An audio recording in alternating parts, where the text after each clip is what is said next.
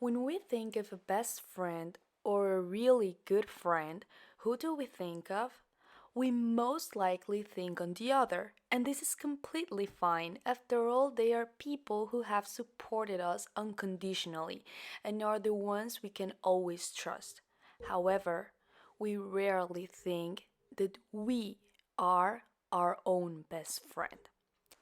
Welcome to Clichés Reinvented, reinventing life clichés, a space where I'm going to share information, thoughts, and insights to help us both live a life in consciousness.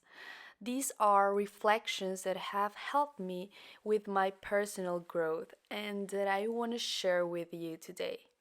I want to thank you for being here today and taking the time to listen to this podcast and being here with me and with yourself. You are your best friend. Unless you live alone, it's really hard for you to realize that the relationship you create with yourself and with God, because there's something greater than us, is one of the most important in the world. And that you recognize that you can count on yourself for everything, that you can be your own support and your best company. Sometimes, without thinking about it, we may become our own enemy, and this can happen in different ways. At times, we may demand way too much from ourselves. We criticize our own actions, we question everything we do, and at the end, nothing becomes enough for us anymore. Even the world may see how well you're doing it from the outside, but within us, there's a storm of thoughts that does not allow us to truly value what we've achieved. Or the opposite can happen. We are unable to move forward and evolve because of fears and insecurities that have grown in our own heads, and we have not taken the time to really heal them. It may also happen, on the other hand, that we never listen to ourselves. We drift through life without taking the time to really think about who we are. Have you thought about it? When they ask you who you are you able to give a clear response beyond your name? There are different questions and aspects that make us who we really are, such as what we like, what we want, what makes us really happy, what our purpose is, our goals, what give us well-being and peace of mind. All of these are little aspects that make us who we are. Or the opposite. We're so locked up in our thoughts that we can't see what's happening outside. We don't see the importance of relating with others, the importance of getting out of that bubble that we've created. At the end, it's normal that any of this situation happens. Many times we lose control and it's okay. We're human beings. However, it's important to wake up and be conscious of whatever that's happening to us. Accept it and find a balance in our life. Why is it that many times it is said, I'm afraid to be alone with myself. I'm afraid to be alone with my own thoughts. I don't like being alone. I always need to be doing something, being with someone. Today this someone can even be your phone. Yes, it happens. And the fact is that nobody has taught us how to be alone, how to be with ourselves, showing us that this is okay, it's fine too. And I don't mean to go into loneliness and isolate ourselves from the world. I'm referring to being in solitude, enjoy of our own company, and give ourselves some space.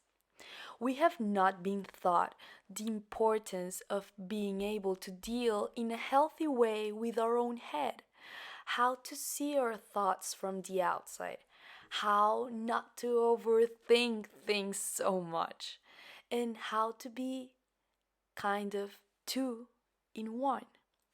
A best friend is usually that unconditional person who gives us all their support, who will always be there for us when we need it the most and when we don't. Is our advisor to whom you can tell everything with complete confidence, with no barriers nor secrets. And well, why not being this for ourselves? It can happen that by listening to others' problems, we become the best advisors ever, the most empathic, and we manage to perfectly understand what's happening to them. But when it comes to our own problems and personal situations, we don't even know where to start. And yes, it's okay to ask for help. It's actually what we should do in these cases. But it's a plus to be able to see by our own what is happening to us from the outside, to be able to really listen to ourselves and to strengthen this relationship within us. When you look inside you, you can find yourself. You find God, who will always be with you if you allow Him to do so. Therefore, we will never be alone. It can be difficult at first to find the way to be with ourselves.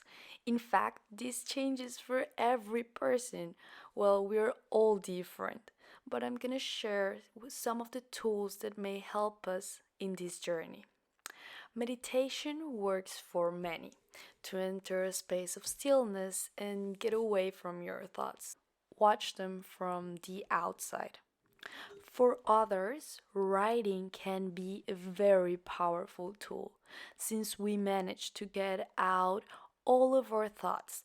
And when these thoughts are read again, we can realize many, many things that we didn't were aware of before. Speaking can also work. If writing is not that easy, yes, talking to ourselves can be very healthy. It's not like a crazy stuff or something.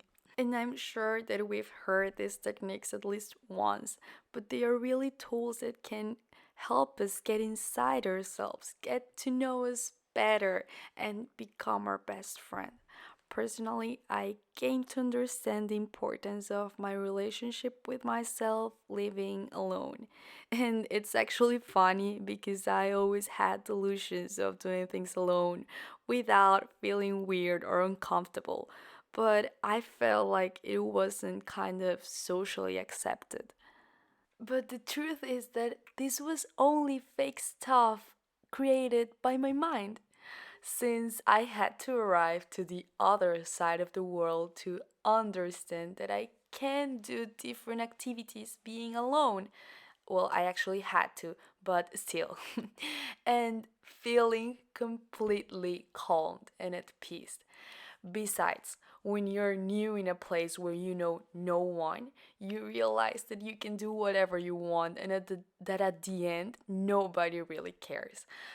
Everyone is living their own life, and you're living your life. It depends on you how to feel or what to think about it. It does not depend on what's in the outside.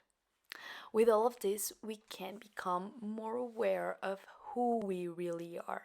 What do we want? What are we capable of achieving?